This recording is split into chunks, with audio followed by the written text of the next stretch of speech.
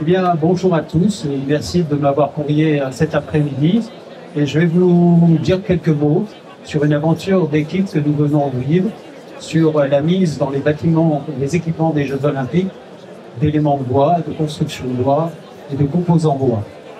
Alors, cette aventure, elle fait suite en fait à la vie de nos concitoyens parce que de plus en plus, on s'intéresse pour l'habitat à être avec du bois. Alors pas forcément uniquement avec du bois, peut-être avec d'autres matériaux, le béton, l'acier. Le bois est un matériau partenaire, mais nos concitoyens en ont de plus en plus envie. Ainsi, on a eu en 2021 donc une enquête qui a montré que plus de 70% des gens qui voulaient acquérir un logement voulaient qu'il y ait du bois dans leur logement, et que même ceux qui sont en location souhaitent aussi qu'il y ait du bois dans leur maison.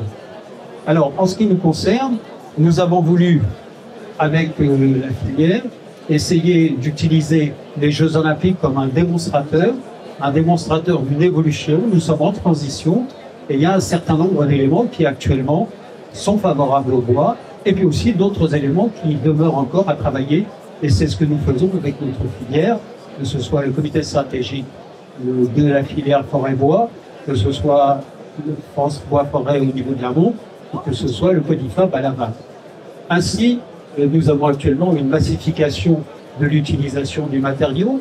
La part de bois dans la construction est environ 8%, mais sachez que dans les pays développés habituellement, que ce soit l'Amérique du Nord, la Scandinavie, les pays germanophones, le Japon, l'Australie et la Nouvelle-Zélande, on est au-delà même de 20%. Et donc la France n'a pas forcément l'intention d'arriver très vite à ces 20%, mais nous sommes en retard et tous les éléments nous permettent d'évoluer. Alors, il y a eu déjà des actions et un projet qui s'appelait Adif Bois, qui avait pour vocation de développer des bâtiments de grande hauteur. Donc ceci, la France l'a prouvé. Nous avons actuellement un objectif au niveau de la filière qui est de passer de 25%, qui est actuellement le taux de bois français que nous avons dans les bâtiments, à peut-être 50%, afin que nous valorisions une filière complète de proximité et qui limite encore plus le coût carbone.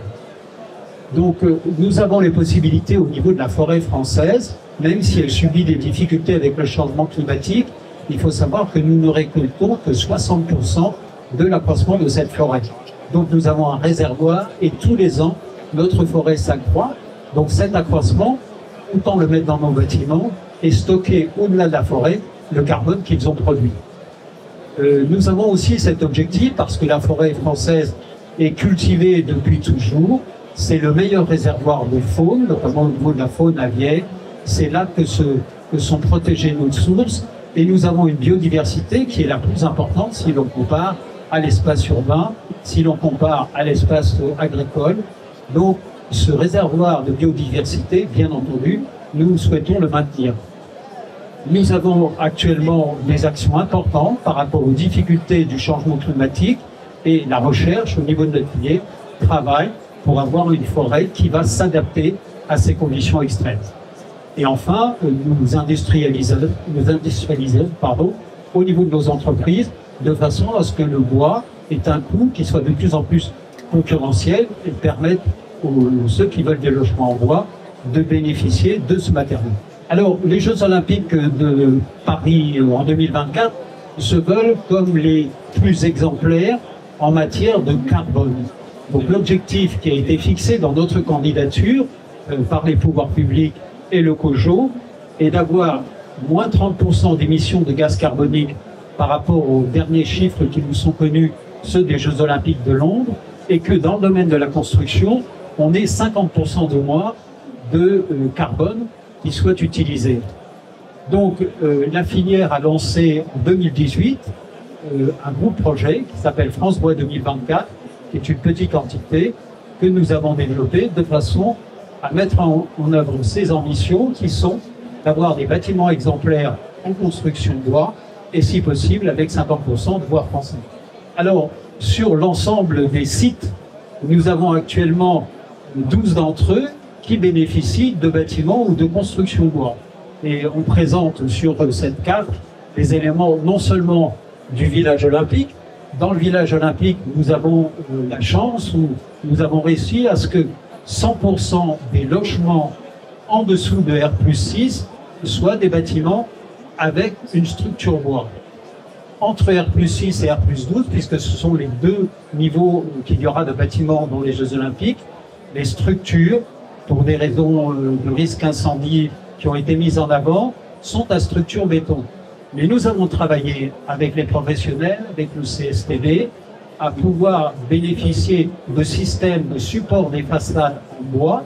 Donc même dans les bâtiments qui vont jusqu'à R+10, il y aura de la structure bois, structure secondaire. Mais au travers des réalisations des Jeux Olympiques, et je vais vous en montrer quelques photos, nous avons pu montrer que le bois avait la capacité à réaliser l'ensemble des besoins que nous avons en construction ou en infrastructure. Ainsi, si on regarde le premier bâtiment qui a été construit, qui est le Grand Palais éphémère, il est entièrement en structure bois. Ainsi, nous avons la possibilité, au centre aquatique de la piscine olympique, d'avoir une des charpentes, la charpente, qui est la plus exceptionnelle en matière de concavité, avec 90 mètres de portée. Ainsi, nous avons au niveau du Bourget, au niveau du Bourget, c'est-à-dire le village des médias, nous avons une grande halle qui va servir pour les expositions de l'aéronautique et qui est sur 20 000 mètres carrés, c'est-à-dire 2 hectares, et qui aura son plafond et sa structure qui est en bois, et le sol lui-même sera en bois. Ainsi, nous avons sur le A1 une passerelle qui va être réalisée en bois. Alors, on peut passer en revue pour les photos de vous qui êtes là et qui regardez un peu ces ouvrages.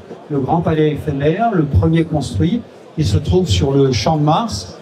Nous avons ici des bâtiments, alors on ne les voit plus tels qu'ils sont là, puisque la structure est cachée par la façade, mais vous voyez que l'ensemble des étages est composé de structures en lamellé collé et en CLT de bois. Nous avons la fameuse piscine olympique avec sa charpente concave que l'on peut voir. Et vous avez aussi l'aréna de la Porte de la Chapelle qui, elle aussi, a une structure bois. La halle 3 de la Villette, dont je vous parlais. Donc vous voyez la partie supérieure qui est entièrement en structure bois et qui est portée par quelques poteaux en béton. Vous voyez qu'on a cette mixité que j'évoquais tout à l'heure. Et sur le sol, il va y avoir un système de 10 cm de bois qui va permettre d'installer toutes secondes structures des différentes télévisions, des différents journalistes qui vont avoir besoin de positionner leur matériel et leur caméra.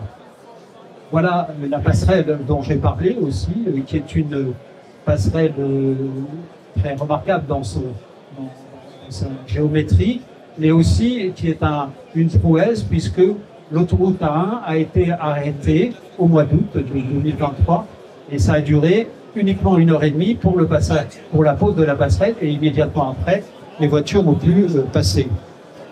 Voilà, alors, bien sûr, il reste encore des innovations à travailler pour notre filière.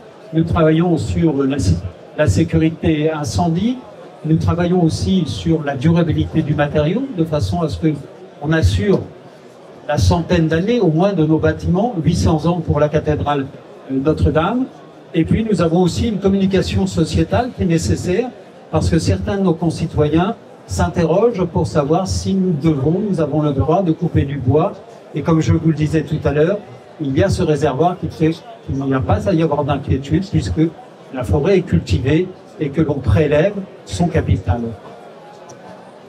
Voilà, et je voulais maintenant me livrer à vos questions en vous montrant un petit tableau qui est l'école de Barbizon, donc c'est la région de Fontainebleau, et on voit que le feuillu et le résineux savent se mélanger et que aussi bien les peintres que ceux qui récoltent des champignons ont de la satisfaction avec cette forêt et avec les bâtiments.